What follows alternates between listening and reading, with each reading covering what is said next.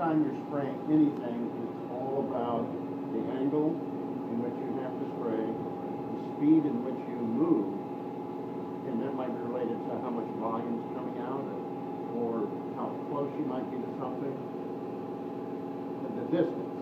Right. Okay, so when I look at this wall, I can't look at it as flat. I have to look at it as multi-angle, flashing, well, that's another word. Dimensional is a good word. And I know that my material needs to go between these two studs for the 98% at least, and it's got to fill up fairly uniform. The angle, this is 90 degrees, right? This is 90 degrees. Are any of you guys left-handed? You're left-handed, okay. The idea is to take this 90-degree turn out of it. And the way you do that is you spray 45 degrees. Roughly, it's 45 degrees. And your pattern, you saw him spray, you know, this big around, but when you get up closer, you don't want, you know, you'd be this far away to spray that big around.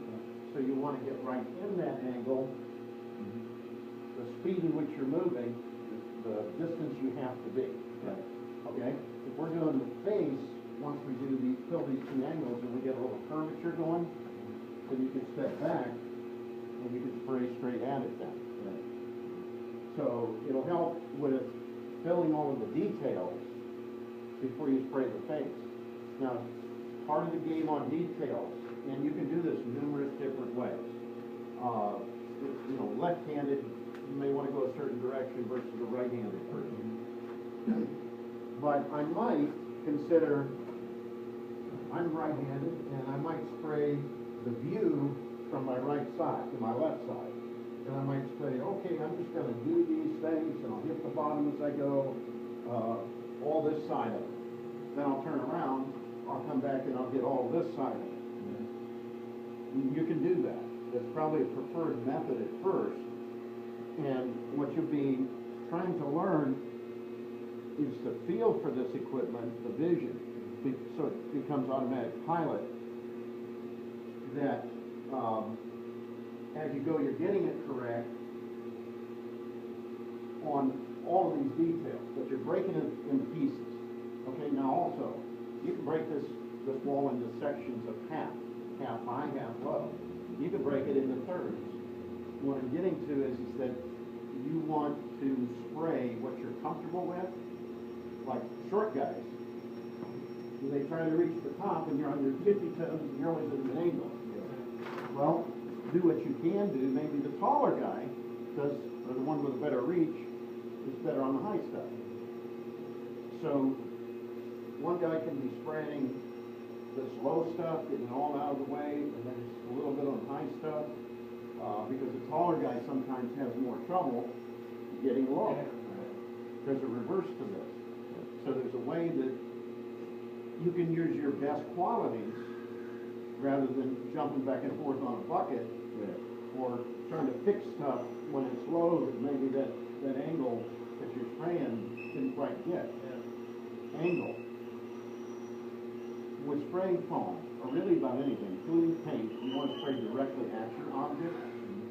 And paint doesn't show up bad like foam does, because foam's a three-dimensional growing material, is where the paint is generally to color a surface.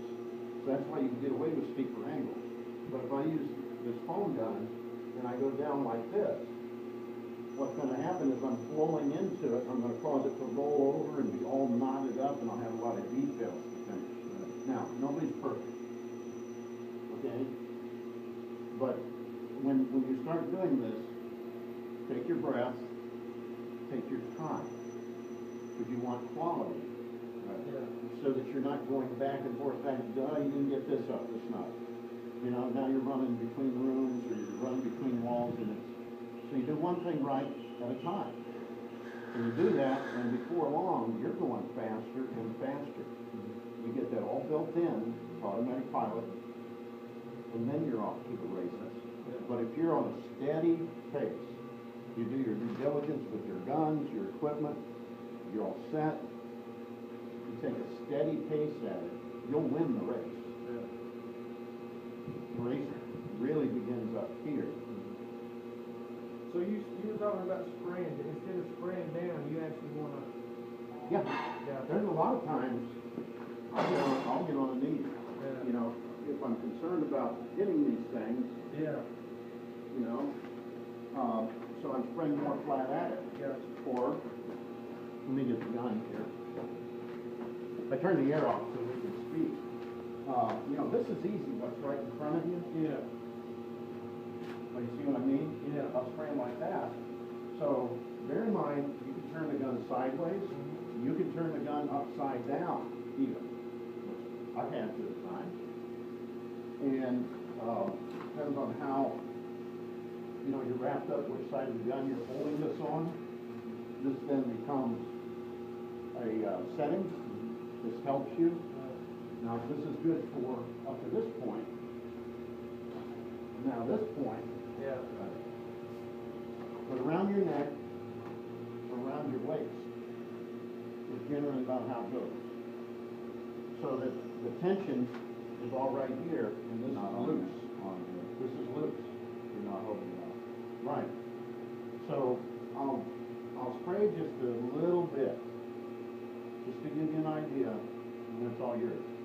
Okay? And it's to practice, to get the feel for it. You'll have to spray closer to get your angles. When you're gonna do your flat, take a step back. It won't look right because you're gonna be reaching in. Right. Trust me. You take that step back, then spray dead right at it. And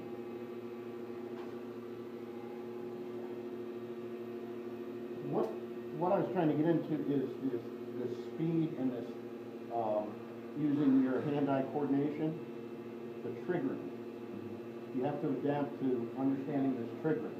Because if you're moving, the object comes up you want to spray at, you're pulling the trigger, then you're letting go where you want to. You're predetermining and you're making that judgment as you stop, rather than get right on it, pull the trigger, and try to do that mechanical. You'll get it.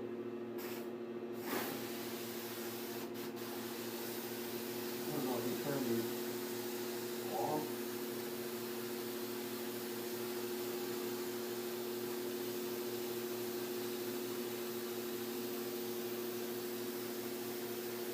Now, when you go to pass this gun off, don't aim it at the guy. Don't aim it in the face.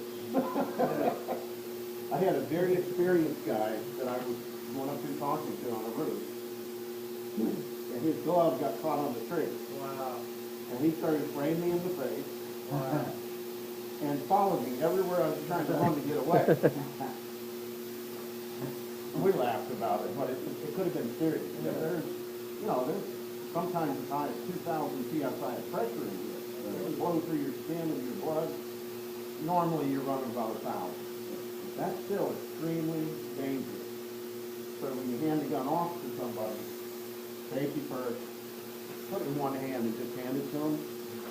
'Cause you might be wearing gloves, that way they don't catch.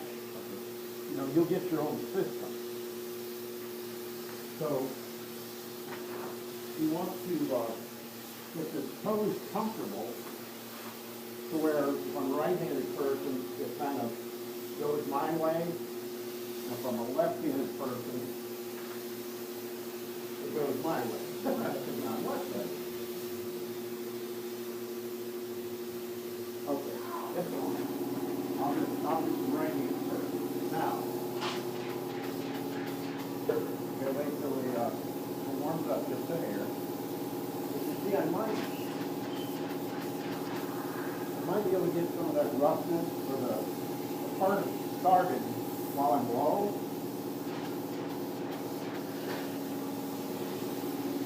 And see how I use speed, distance, triggering? Okay.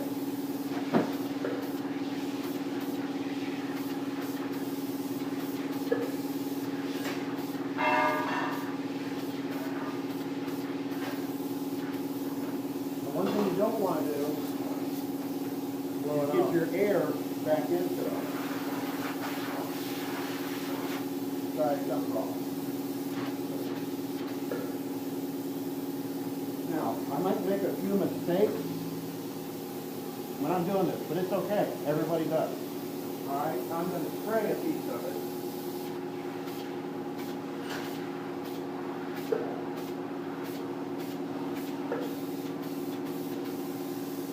And you see it's all coming up pretty good. And that's roughly an inch and a quarter thick. So by being low spraying directly at it, it turns out better. I'm not trying to do the whole thing massively at one time. And if I need to make a touch up, I can do that.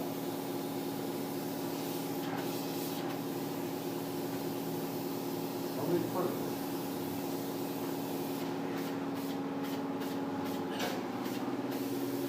Now, I'll try to get it started in the corner where it's like a complete even rise.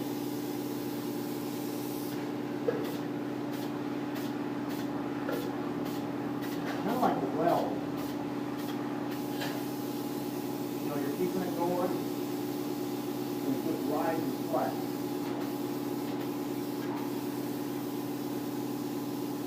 And what I do to compensate for my height is I'm doing this.